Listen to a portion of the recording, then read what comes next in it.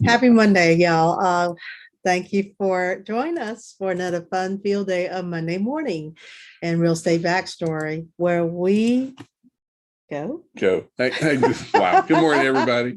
Thank you very much for joining us. This is another edition of our Real Estate Backstory. We do this every Monday morning. We kind of go over the comings and goings, all things happening in the real estate world as it impacts the Atlanta area. And so my name is Alan Richardson. I'm the managing broker here at Maximum One Realtor Partners. My name is Megan Richardson, the compliance broker from Maximum One Realty and Realtor Partners. And we're really glad that you joined us today. So thank you very much. We've got a lot of really interesting things to talk about today and to kind of share with you. We wanted to start off with something much more practical to kind of jump into today with. And one of those things that I personally am like a little bit, I don't know if anal is the right word to go with, but like I want to talk about property. Okay. I want to talk about property descriptions. How do you write a really useful, great property description? Some of the basics are, first of all, make sure like the grammar Nazis are out there. So if you have to run it through Word or something like that, please do. You really need to make sure, because people will find those little mistakes that you make, and believe me, they will notice. So the grammar Nazis are there, but you got to make sure that you don't give them any fuel for their fodder on there. The big things when it comes to your property descriptions is it should tell a story. That first line of your property description, that is your hook. That's where you really want to get them. You want to talk about like what is this property all about? You have to kind of sit back. And so before we ever write property descriptions, we sit back and we just put a list of what are the attributes that this home really has. What makes this home stand out? What are the great features and the key features that kind of go on? Too often I see a lot of descriptions. It's either just like 3-bedroom, 2-bathroom ranch in a nice neighborhood kind of thing. And that doesn't really do anything. And sometimes it goes so detailed to where like we're talking about crystal doorknobs. Don't care. So unless you're in the history section where it is a very never list crystal doorknobs as a feature. Okay, I'm sorry. I personally like it. All right. But you really want to entice the buyers with and at the same time you want to convey important information. So what do you focus on? You focus on the big, most important features kind of thing. It doesn't just have to be this laundry list of it, and then there's a bedroom, and then there's a garage. You really want to go through. For us, we focus on either to begin with, what are the big features of this home? What makes this house really stand out? What are the great things? And then at that point, if your home, sometimes the homes don't have it kind of thing, and then we're going to focus on kitchens, baths, and outdoor living, because those are three of the biggies that our buyers want to know a lot of information about. Smart or green homes are a big deal right now. A property that has flex space is another one, and that's a great word to be able to use. So you want to go through and you want to identify the home strengths and their really outstanding features. But sometimes, let's just face it, some homes are boring. Sometimes they don't have an outstanding. I'm just being straight up here, right? So some homes don't have an outstanding strength or features. So just focus on the ones that are most important to the buyers. And then sometimes you have homes that really are like, let's say they don't have any outstanding features. Well, then you want to focus on the potential. Great bones, ... would be perfect for blah blah blah. That kind of thing. So remember, at the end of the whole thing, we don't sell homes, we sell lifestyle. And so that's one of those things that we really want to focus on when we do our property descriptions, and give a grade. It doesn't just have to be a laundry list. Be careful. Do not describe the character that can live in the property, but describe the feature of the house, because that is the fair housing issues. And we always dance between that, because I'm going to be like, perfect for families, and then she'll be like, no, you can't put that. So we got to be careful on there. We want to kind of jump in, and we have a lot of data we're going to be sharing with you guys today, and some of it's very insightful, kind of looking at where's our market heading, what are we really looking for, that kind of thing. We kind of want to start off with the consumer pessimism right now. So the new consumer survey came out, and so 69% of our respondents expect mortgage rates to go up in the next 12 months, kind of thing. And so the number of folks who thought it was going to go up last month was 67%. This month is 69%. So it Folks is know. increasing. And so, there's two schools of thought about this, because, yes, we know mortgage rates are increasing. We'll be talking a lot more about that. But guess what? Our clients are expecting it. Like, they understand what's going on. They are expecting to see those mortgage rates going up. Now on the, I don't know, Is it good or bad time to buy right now? Right now, the number of folks who said it's a good time to buy went from 29% to 24%. So we got 5% decrease. But at the same time, the folks who said it was a good time to sell went from 67 to 73%. So to 6% increase if you're going to keep up with the numbers at home. So we're looking at 11% gap now, which may be indication for the seller not to aim so high, because the buyer pool may be coming down just a little bit. But our home price expectations, it went up from folks who think that the home prices are going to go up over the next 12 months, went from 46% to 48%. And so that's going to continue. That's kind of driving our bus. And so we feel that we are, it's going to be very easy for us to meet expectations there. And I think on the buyer side, the buyer have very realistic, what I consider very realistic expectation what the market's doing right now. On the seller side, may not be as much, because we're going to need to prepare them for what's coming. Correct. Yeah. I mean, even though we still have a shortage of inventory, but the buyer is start trailing off because they feel like they're a little pessimistic about the market. Yeah. So we are, this is how our housing affordability index has really been looking for the last 18 years or so, kind of thing. And then this is what's going on with the affordability of the housing sentiment when it comes to both for our buyers, our consumers sentiment. That's the light brown, versus our builders. So our builders are feeling pretty good about things right now. And we really wish that they were building more. And I'll show you, I've got a very interesting graph to kind of show you where we sit on that coming up. But housing prices, we know that housing prices are continuing to run. And so, the blue graph that shows the S&P Case-Shiller 20-year home price increases, and then the other one is the actual year-over-year change. So you can see what a drastic increase in home prices had since 2020 through 2021, and now in 2022 we're heading forward. I pulled up some other data as far as how does Atlanta really rank out, and you can see overall that nationwide, on our home price appreciation, we're around the ninth in the depending on the variable that we're looking at. And so if you look at year over year home price growth here in the Atlanta area, in 2020 it was around 11%, and then around 10%, and then 22, and it was 22% in 2021. We've seen that continuing to move up. Since the pandemic started, this is just in Atlanta. Since the pandemic started, property values have increased by 32.8%. That's huge, you guys. I mean, you are not. We're talking what, 2.5 years. Oh yeah, right. You're never going to make that on other things. But this is why some people feel like, oh, there has to be a bubble. What goes up must come down. We're going to show you, kind of the real data and what's truly going on. But if there's ever a slide that shows the power of homeownership versus renting, it's right there.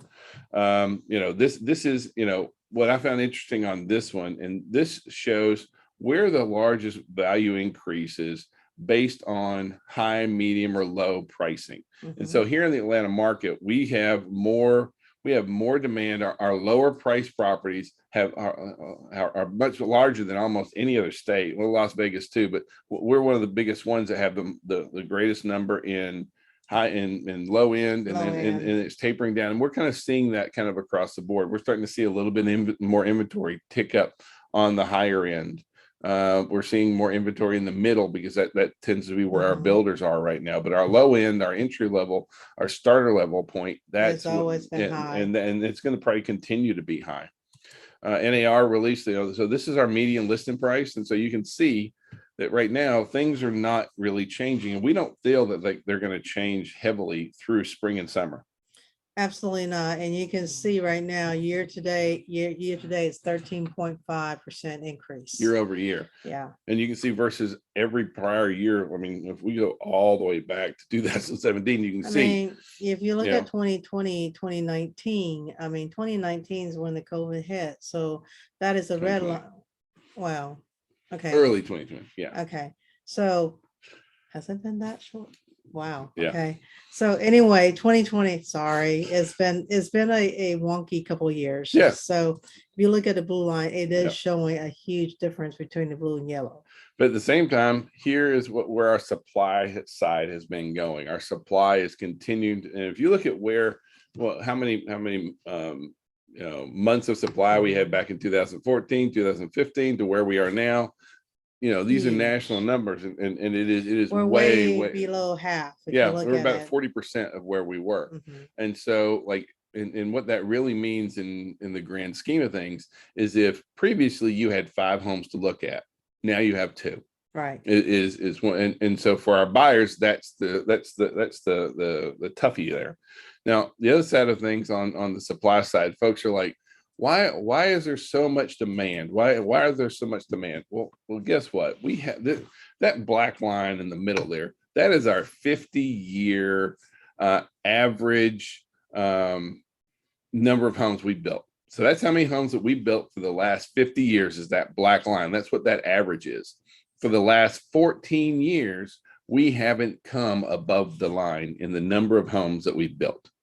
And so, we've been, we have the millennial generation in, the largest group of our population now, all moving into first time buyer age.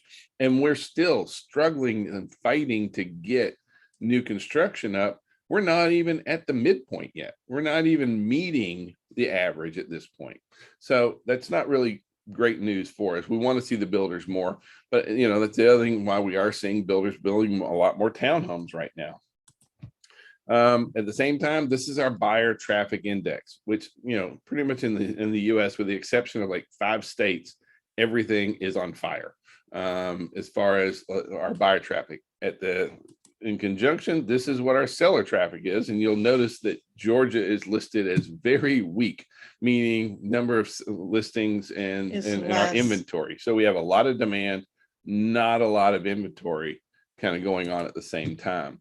This is our newly listed homes. You can see it, we're actually under previous years, but we have actually just started to tick up, which I'll show you, which is really nice for us to finally start seeing a slight uptick in inventory.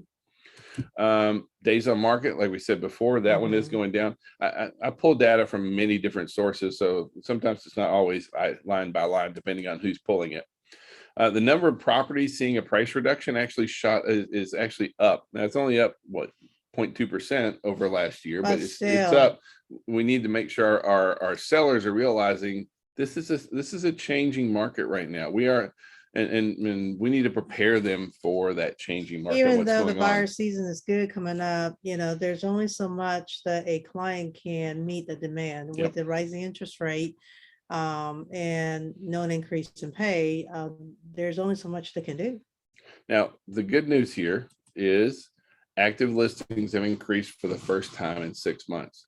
Now, there's 2 schools of thought on this, okay? Because on one hand, yes, I am very excited. Now, we're not talking about a massive shift, okay? But for the first time in a while, we've got more. We're actually trending up on the number of active listings, and we really need that. And we got more new listings than active listings coming into the market right now. And so, when I say there's 2 schools of thought, on one hand, it's great that there's more inventory coming up. We don't know yet, is this just based on demand, or is this really that we have more supply coming in the market? I think it's a little bit of both. I think we're going in the spring season. There's always more listings coming on the market. At the same time, I do feel that demand is still really strong, will stay strong, maybe not as strong as last year, just because the higher interest rates are going to be pushing people out.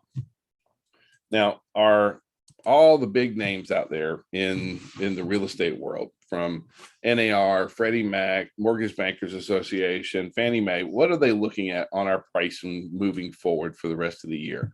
And they're looking at it averaging, if you average everybody, just take all the big names out there and let's just put them all together. They're looking at us coming in at about 6.7%. Now, I think that number is pretty realistic, but understand that in order to get that 6.7% for the year, fall, winter is coming, that kind of thing. We are going to start seeing price appreciation that are really starting to drop, but it really, we don't think that it can happen until we get past summer. We think through summer, spring and summer is going to be really, really strong. Right now, so this is a quote from the lead economist at Altos. Altos does a lot of real estate data kind of thing. And they're like, we keep watching for it. There's no signs of market slowdown anywhere in the data. If anything, we're seeing things heating up. So believe me, we're not the only ones who are saying, gosh, are things going to slow down? Is this ever going to happen? Is there a bubble? Everybody is kind of keeping a really close eye on what's happening on the marketplace. And believe me, it's not just that folks are like everyone is staying really, really attuned to that. Well, for those of us that's been practicing for a little while, we still remember back in 2007, 2008 when the market crashed.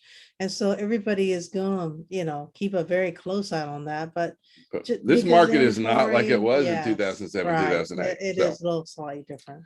Now, we're going to move over into talking about mortgage rates because we have some really interesting information to share with you here. So the first one is that minutes from last Fed's meeting showed that they're going to reduce their balance sheet, how much money that they have, and then reduce their holdings by 95 billion a month. That's just, those numbers are staggering to me. But the more of those that they release, the higher that's going to drive the 10-year treasury notes up. Also, they're saying that they're supporting, half point measures as the year goes along to try and really, their goal is to get inflation in check. Jobs are really strong, thankfully. And so as long as jobs are strong, they're going to start working on really trying to get inflation back in line. We just got to hope they don't do it to the point where they stymie the economy. Right.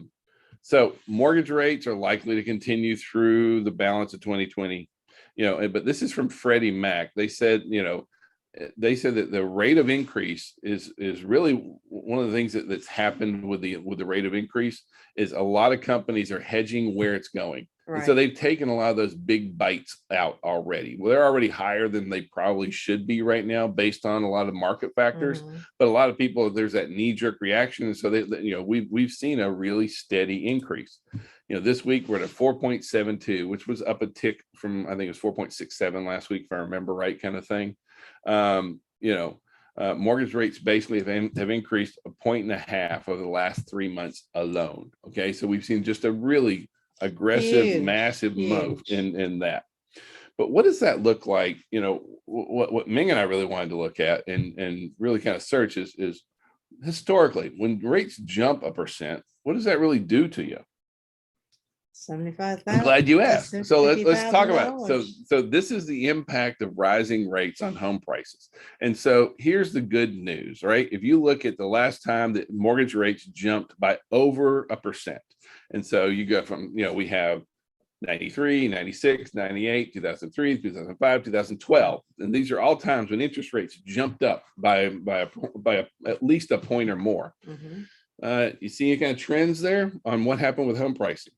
It increased. It didn't go down, right? Because what we're and I think everyone is kind of, not everyone, but there's a lot of, I just hear agents talking a lot, and they're like, well, when mortgage rates go down, pricing are going to go up, prices will go down. I mean, if you look at the real data, it doesn't imply that home prices will go down. No. Okay. And so I can't, we know that in 2008 is not in here. That's an outlier, right? Because we know that we were part of the cause for 2008. But on every other one of these in here, what we saw was home prices actually increased. In half the time, it increased in double digits, which we don't need any more double digit price increases. And we don't see that coming. But this idea that mortgage rates are going to immediately impact home prices and drive them right through the ground, this is not realistic. It's not. And it's not historical. And honestly, if you got to look at supply and demand at the same time as well. And just right now, just because of the fact we have not built to what our average inventory should be, they're just even though the buyers are pessimistic, they still need a home. So Yeah. that's the bottom line. Yeah, And there's still a ton of demand. we're Yeah. still needing inventory. All right, but now we got to go a little bit deeper here. So these are all the times that mortgage rates increased by at least 1%, and you see what happened with home prices. What happened with sales? Being the dollar volume of sales, the number of transactions has gone down every time. All right. And so if you look at 93, 96, 98, 03, 05, 2012, in every one of those, the number of transactions has gone down. So we know that we're heading into this kind of weird space where we're going to be seeing inventory will be ticking up. We're going to see prices leveling off and flattening off. But what's more than likely to happen? The number of transactions is probably going to be going down. And so that positions us, I didn't mean to cut you off, I'm sorry, but that positions us in the real estate world to be able, now is the time to look at your business and say, what, when this market shifts, how's this going to impact me? How can I, in two of the what, 7 times, it went down by double digits, over 10%. So, but if the volume goes down, how do you not get eaten by this market? How do you make sure that you're ready to shift and pivot? Yeah. Sorry. It's all right, especially if you're a buyer's agent. So what you got to look at is really work on your CRM. That is your sphere of influence, and your CRM is going to keep you by above referral. water. Yep. But you have to be active about this, and you have to know what's really going on. And that's why, do we really believe that the property values will not be increasing? We don't see property values increasing. We still see the demand, but we do think that the number of transactions will probably start going down. Right. And now we're talking about after summer. We're talking about as fall moves forward and that kind of thing. Just the raw numbers, we're going to be seeing less demand based on these interest rates rising. When that happens, it's not going to be dropping prices. They'll be flattening them for sure, but we don't see it being able to go into the negative right now. But that when the demand's still high. Yep. So this is the impact of rising rates on housing kind of thing. And what it does for the sale of home. Yep. So we're talking about units, not necessarily home prices. Right. Now, the other thing is that when history suggests that when rates rise, there's an initial bump in home prices, which we've all seen. Mm-hmm. We've seen that through the first quarter of 2022 kind of thing. But after that period, home prices slow.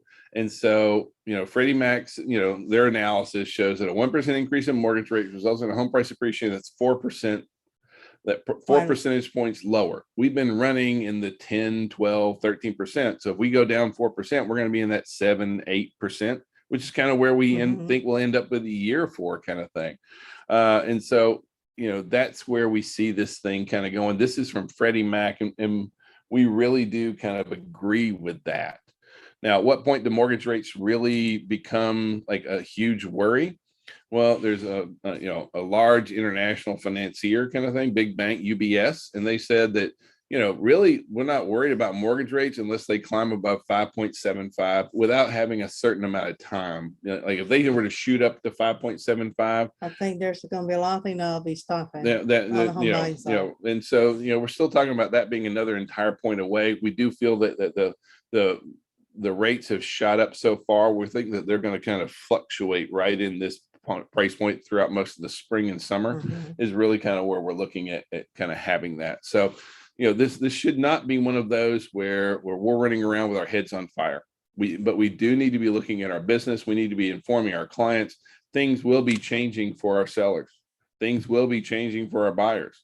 We're already starting to see slight changes in the amount of inventory that's starting to come into the market.